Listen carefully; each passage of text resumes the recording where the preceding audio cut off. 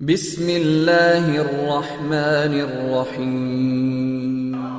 یوم حسین کا موضوع کربلا نہ ہوتی تو کیا ہوگا؟ مہمان خاص تھے، آخری خطیب تھے علامہ سید علی نقی نقن اللہ مقامہ۔ تو نقن صاحب کو جب بلایا گیا، مائک دیا گیا، تو اس وقت میں 5 منٹ رہ گئے تھے اذان ہونے میں۔ انہوں نے کہا جی 5 منٹ میں بولیے جو بولنا ہے۔ اب مہمان خاص جن کی اصلی تقریر تھی، انہیں بلایا جا رہا ہے 5 منٹ کے لیے۔ تو نقن صاحب نے مائک پر آ کر بسم اللہ پڑھی اور کہا 5 منٹ بہت زیادہ ہیں، میں تو 1 لمحے میں اپنے مضمون کو بیان کروں گا۔ ہاں یہ مشکل کام ہے۔ کہنے لگے میں 1 لمحے میں اپنے مضمون کو بیان کروں گا۔ مضمون یہ ہے کہ کربلا نہ ہوتی تو کیا ہوگا؟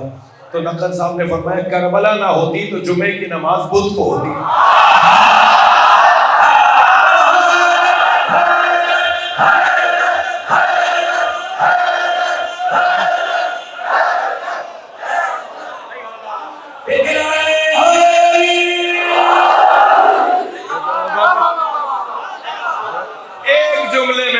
ایک جملے میں بات۔ اب اگر مجھ سے اس مضمون پر کوئی پوچھے کہ سرکار کی 63 برس کی عمر ہے، زندگی ہے، ظاہری بشری عمر جو ہے آپ کا جو تقاضۂ بشری کے تحت ہے وہ 63 برس کی، 63 برس کی زندگی میں نبی کی زندگی کا خلاصہ کریں، ایک جملے میں خلاصہ۔ میں طالب علم یہ کروں گا کہ میں نے ابرار بھائی ہدیہ کر رہا ہوں، میں نے نبی کی سیرت سے یہی جانا ہے کہ نبی نے ساری زندگی یا اللہ سمجھایا یا علی سمجھایا۔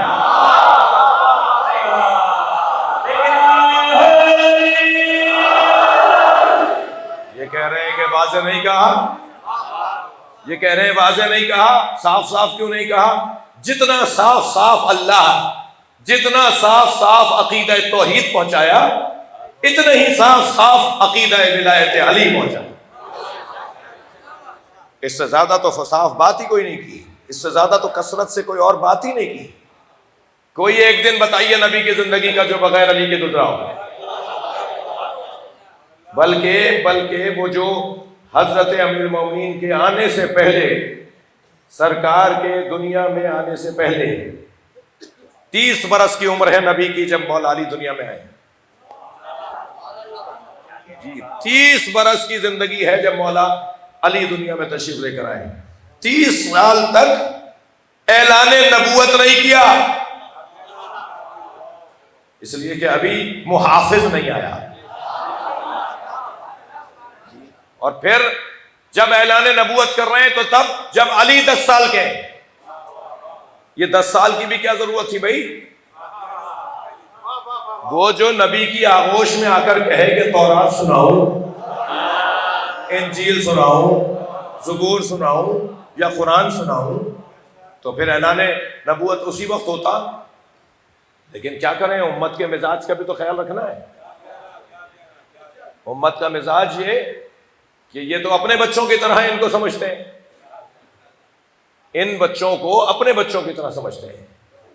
البتہ اللہ کا کام خوب ہے، اللہ کا کام، اللہ کا منوانے کا کام بڑا حسین ہے۔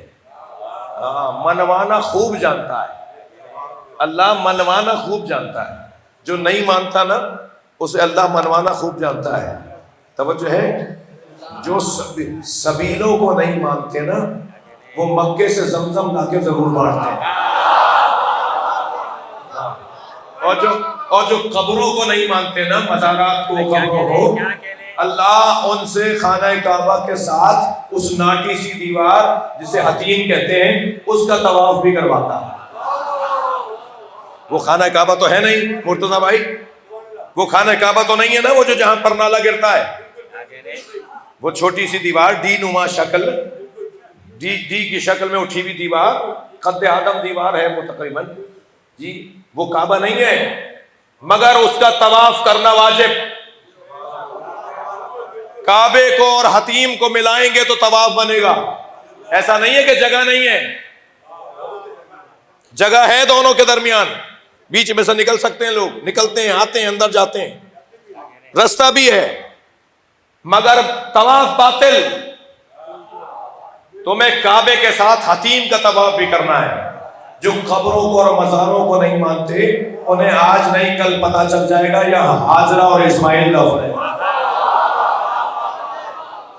ہاں اللہ خوب منواتا ہے، مزاروں پر ہی نہیں مزاروں کا طواف بھی کروا رہا ہے۔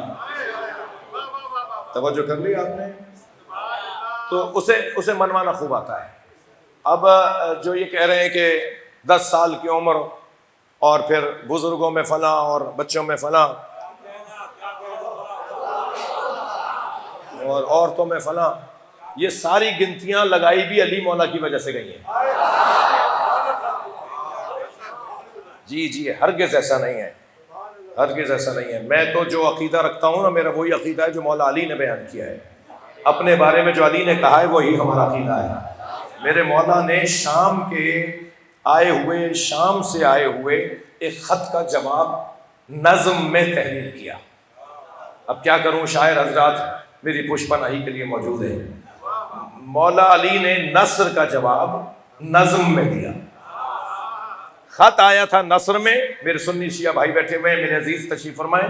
خط آیا تھا نظم میں، نثر میں، اور مولا نے جواب دیا نظم میں۔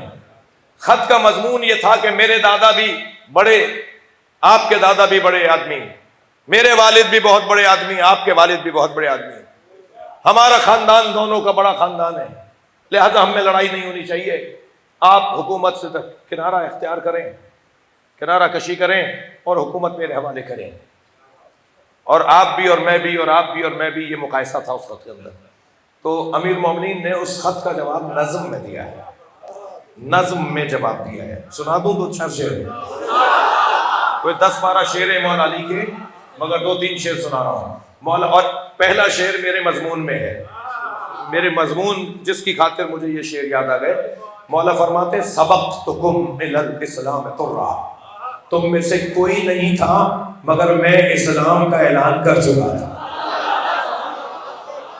سبقتکم، میں اسلام کے مسئلے میں تم سے سابق ہوں۔ سبقتکم الی الاسلام طرا، مگر دوسرا مصرع بھائی آپ کی توجہ زیادہ چاہیے۔ مولا فرماتے ہیں سبقتکم الی الاسلام طرا مقرا بالنبوۃ بطن امی، میں نے ماں کے شکم میں نبی کا کلمہ پڑھا ہے۔ مولانا صلوات پڑھ لیں محمد و آل محمد۔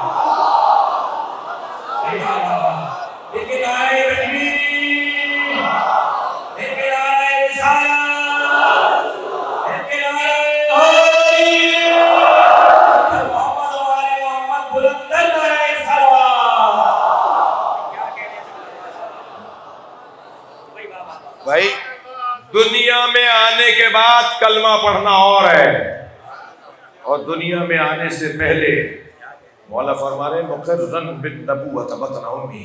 آیت اللہ فضل اللہ کمبانی نے، ابن عدید معتزلی نے، علامہ آیت اللہ مکارم شرازی نے اس مولا کی اس نظم کے جواب کو اپنی کتابوں میں لکھا ہے۔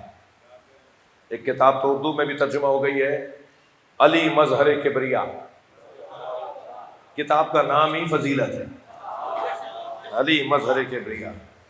اس آیت اللہ فضل اللہ کی کتاب ہے، جامع تعلیمات اسلامی نے چھاپی ہے، مولانا یوسف نفسی صاحب کا ادارہ، اور اس کے آخر میں، اس کتاب کے آخر میں یہ مولا کا پوری تحریر، پورا کلام لکھا ہوا ہے۔ فرماتے ہیں کہ مقرن بالنبوۃ بطن امی۔ دوسرا شعر سنیں گے، فرماتے ہیں وجعفر الذی یذهب یمسا، اور وہ جعفر تیار جو صبح شام، وجعفر الذی یذهب یمسا یطیر مع الملائکۃ ابراہیمی، جو صبح شام فرشتوں کے ساتھ جنت میں سیر کرتا ہے، وہ میرا بھائی ہے، وہ میرا بھائی جعفر۔ تم کہہ رہے ہو میرے ابا ایسے، میرے دادا ایسے، تمہارے دادا ایسے، تو لاؤ میرے بھائی جیسا بھائی۔ جی فرماتے ہیں وہ جعفر جو صبح شام فرشتوں کے ساتھ جنت میں پرواز کرتا ہے، وہ میرا ماجایا ہے۔ دوسرا شعر، تیسرا شعر بھی سنا رہا ہوں، اور فرماتے ہیں وَبِنْتُ مُحَمَّدٍ سُكْنَا وَعُرْسَا، رسول اللہ کی دختر میری جان ہے۔ بنت محمد سکنا وعرسا مسوط لحمها باللحم ودمی، جس کا خون میرا خون، جس کا گوشت میرا گوشت۔ اور اس کے بعد چوتھا شعر بھی میں آپ کو ہدیہ کر دیتا ہوں. اس میں فرماتے ہیں وَسِبْتَ احمد، کیا شعر ہے ندیم بھائی، وَسِبْتَ احمد وَلَدَيَ مِنْهَا فَمَنْ مِنْكُمْ سَهْمٌ كَسَهْمِهِ، اور نبی وَسِبْتَ احمد وَلَدَيَ مِنْهَا، میں نبی کے دو بیٹوں کا باپ ہوں.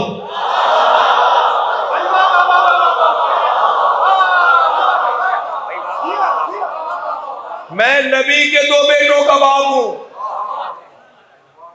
کون ہے؟ فمن منکم سہم کسہمی، کون ہے تم میں سے جو میرے برابر آ کر پرواز کرے؟ میں جب اڑان بھرتا ہوں، میں جب پرواز لیتا ہوں تو دنیا کا کوئی طائر نہیں ہے جو اڑ کر میرے برابر آئے. علی مولا کے الفاظ ہیں یہ جی، ینحدر عنی السیل، جب میں بولتا ہوں تو مجھ سے معرفت کا سیلاب بہتا ہے. ینحدر عنی السیل ولا یرقى علی الطیر، اور دنیا کا کوئی طیر نہیں ہے، کوئی پرندہ نہیں ہے جو میرے برابر آ کے اڑے. میں اتنی بلندی پہ جا کے اڑتا ہوں. یہ الفاظ تو خود علی مولا نے اپنے لیے کہے ہیں.